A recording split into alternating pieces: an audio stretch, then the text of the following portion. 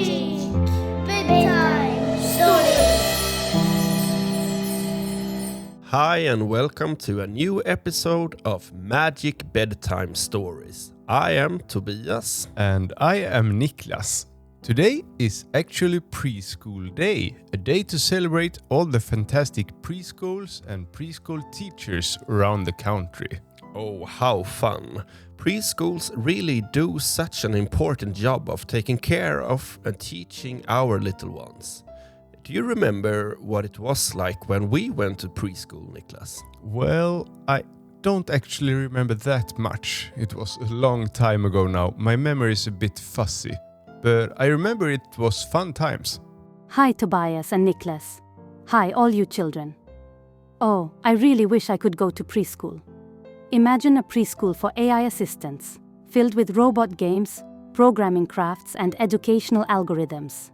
We would have computer labs instead of playrooms, and learn to count in binary code. That would be something. Yeah, what a creative idea, Aida. An AI preschool sounds like an exciting place. Maybe something for the future. Yeah, who knows? Soon maybe we will all have AI assistants in our regular preschools too.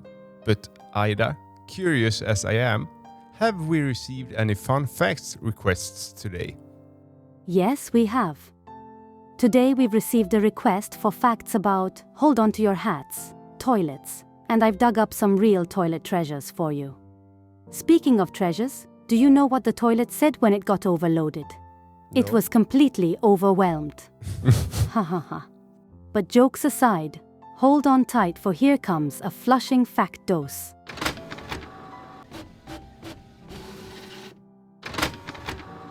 Okay, let's get comfortable and listen to some fascinating facts about toilets.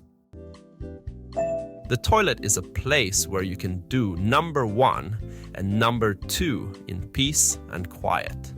It has a toilet bowl and a sink, and sometimes a shower or bathtub.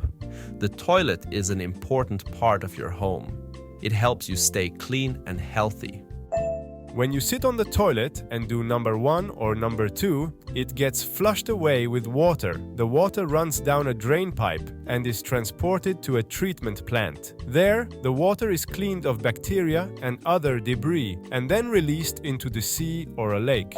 Toilets are important for us to stay healthy. If we didn't have toilets, we would spread bacteria and get sick. That's why it's so important to wash your hands after you've been to the toilet. The first toilets were just holes in the ground, but thousands of years ago, people built toilets out of stone and brick. In Sweden, we had outhouses for many centuries, but now most of us have toilets inside our houses. The first toilets were very simple, but they have become more and more advanced over the years. Today, we have toilets with flushing, built-in showers, and even heated toilet seats.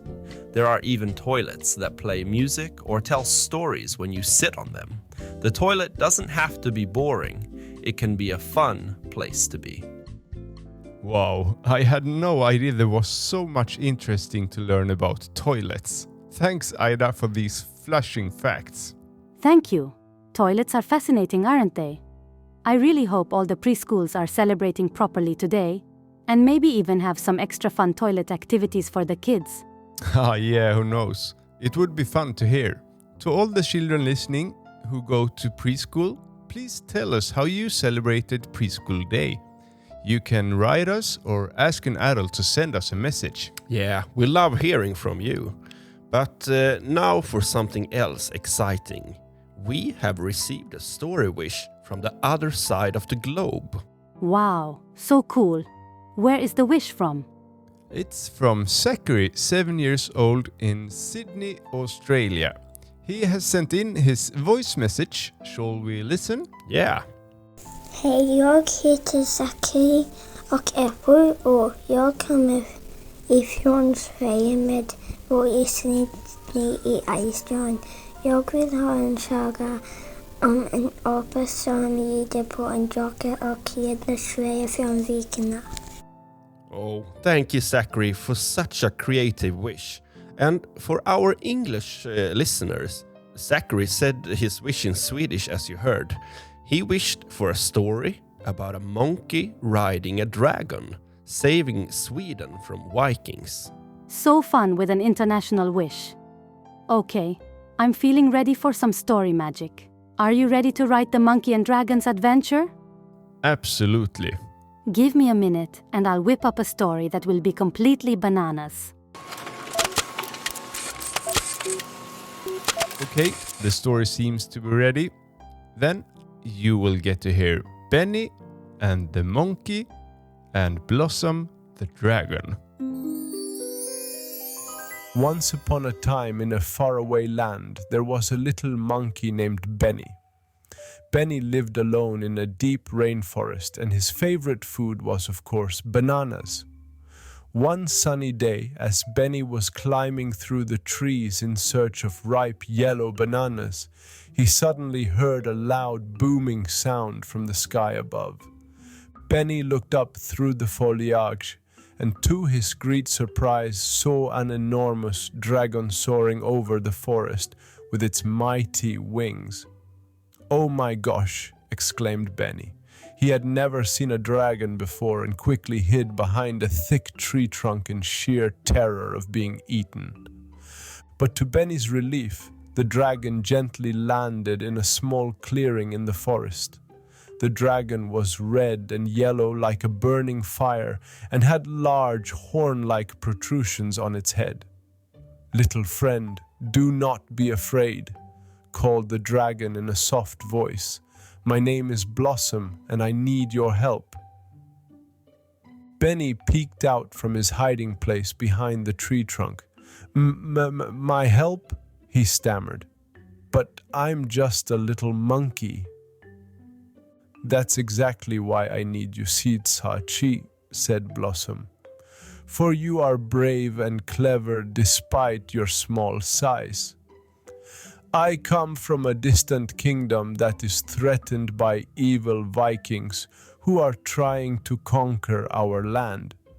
Will you come with me and help me stop them?" Benny thoughtfully bit his index finger. On the one hand, he was afraid of the Vikings and felt sorry for himself, being just a little monkey. But on the other hand, he felt the thrill of adventure bubbling within him. Flying on a dragon and saving a kingdom sounded far too exciting. "I will do my best to help you, Blossom," said Benny grimly as he climbed onto the dragon's back.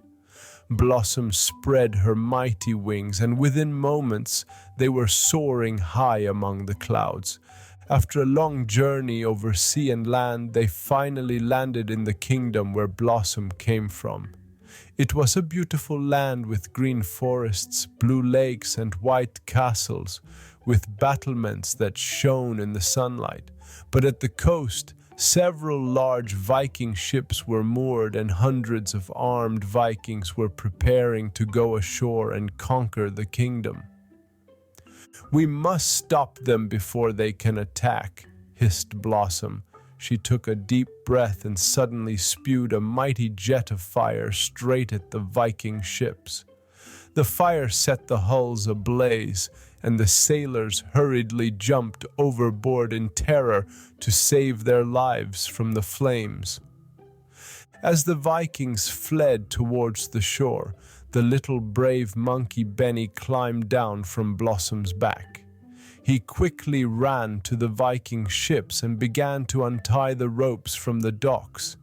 When the Vikings realized what had happened, they ran back, but by then Benny had already tied all the ropes into one big tangle. Now the Vikings could not return to their ships, as they were burned and soaked from their dip in the sea. The king of the kingdom soon received reports of the dragon and monkey's heroic deeds, and immediately summoned them to the castle. The king was an old man who looked weathered but grinned broadly with his few-toothed jaws when Blossom and Benny arrived. "You saved our kingdom from the Vikings, and I can never repay you enough for this," said the king, deeply moved. "Henceforth I call you both the saviors of the realm, and you may stay here at the castle and eat as many dragon honey bits and bananas as you want for the rest of your lives."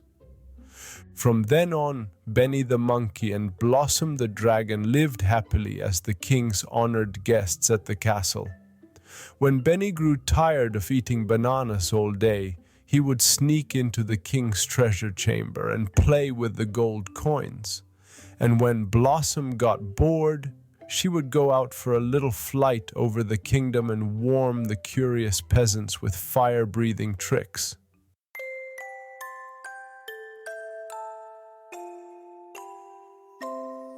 What an action-packed story. Thank you, Aida, for the fantastic tale about the brave monkey and the loyal dragon. And thank you, Zachary, for your super creative wish. Thank you. It was so fun to write this story. I hope Zachary will be happy with it. We hope so too. And to all the preschools and preschool teachers out there, you do such an important and fantastic job. Thank you for everything you do, not least when it comes to teaching the children all about toilet visits. Absolutely. All honor to you in the preschool today and every other day. And with that, we want to wish you all a really good night. Sleep tight and sweet dreams about dragon riding monkeys and exciting toilets.